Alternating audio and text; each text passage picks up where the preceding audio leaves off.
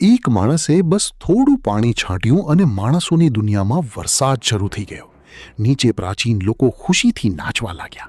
આ જોઈને એક વૃદ્ધ માણસ પોતાના સહાયકને કહે છે, વધુ પાણી નાખો. જેમ જેમ પાણી વધતું ગયું તેમ તેમ વરસાદ પણ ભારે થતો ગયો.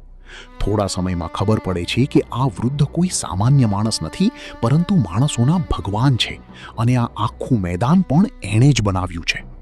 એક દિવસ તેણે વિચાર્યું કે માણસોને પાઠ ભણાવવો જોઈએ. તેણે પોતાના સહાયકને આદેશ આપ્યો કે બીમારી ફેલાવો. સહાયકે એક જાદુઈ બોક્સ ખોલ્યું, તેમાંથી એક શીશી કાઢી અને બટન દબાવ્યું. થોડા જ સમયમાં આખી વસાહતમાં બીમારી ફેલાઈ ગઈ. લોકો એક પછી એક પડી જવા લાગ્યા, પણ ભગવાનના ચહેરા પર કોઈ અસર નહોતી. કેટલાક લોકો બચી ગયા અને ભગવાન પાસે માફી માંગવા લાગ્યા. તેને ખુશ કરવા માટે નાચવા લાગ્યા.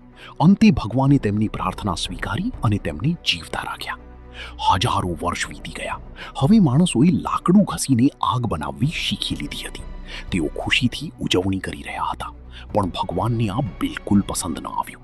તેને લાગ્યું કે આ બધું તો તેને જ આપવું જોઈએ. તેણે તરત સહાયકને કહ્યું, આગ બુઝાવી દો. છતાં તેનો ગુસ્સો શાંત ન થયો તો તેણે હાથીઓને મોકલીને માણસોને ગુફાઓમાં ભગાડી દીધા. પછી જ તે થોડો શાંત થયો અને ઊંઘી ગયો.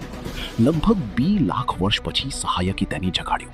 જ્યારે ભગવાને આંખો ખોલી ત્યારે માણસો 21મી સદીમાં પહોંચી ગયા હતા. તેમની પ્રગતિ જોઈને ભગવાન ખૂબ ગુસ્સે થઈ ગયો. તેણે પોતાની શક્તિ બતાવવા માટે સહાયકને આગ લગાવવા કહ્યું.